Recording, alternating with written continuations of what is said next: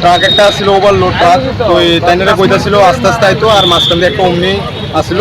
তো তোমার যে ওই উঠাইতে লাগছে, বাস তো আসছিল, আরে সরি ট্রাক তো আসছিল ওভারলোডেড। তো এটার প্রেশার আর রাখতে পারছে না, একবারে বাসের উপরে পড়ে গেছে। আমি বাসেই আসছিলাম, বাসের উইন্ডো সিটে আসছিলাম।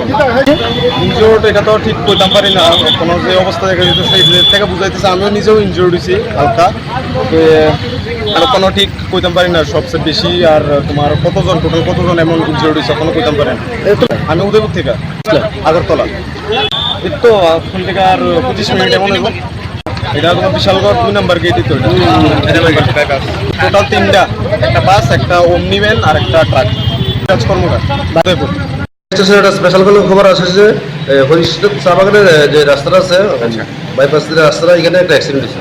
খবর পাওয়ার সঙ্গে সঙ্গে আমরা গেলাম, গিয়ে দেখলাম যে একটা বাস, একটা মারুতি এবং একটা ট্রাক একসঙ্গে অ্যাক্সিডেন্ট হয়েছে। তারা একসাথে। তো আমরা এখানে ইনজুর্ড পার্সন পাইছি 2জন, তাপস পাল বয়স 45 এবং বিষ্ণু দেবনাথ বয়স 40। ওদেরকে আমরা বিশালগড় সাব হসপিটালে বসে দিচ্ছি। না পুলিশ তো এখানে তো থাকি, আমি লক্ষ্য করছি না, আমরা তো অনেক লোক বিড়াবিড়ি তো আমরা 3 টাকার অ্যাক্সিডেন্ট হয়েছে, আর আহত আছে এরকম মনে হয়নি না। ইনজুর্ড পার্সন আমরা 2জনই পেয়েছি, 2জনই নিয়ে এসেছি। দুজনের নাম হইল গিয়া তাপস পাল বয়স 45 এবং বিষ্ণু দেবনাথ বয়স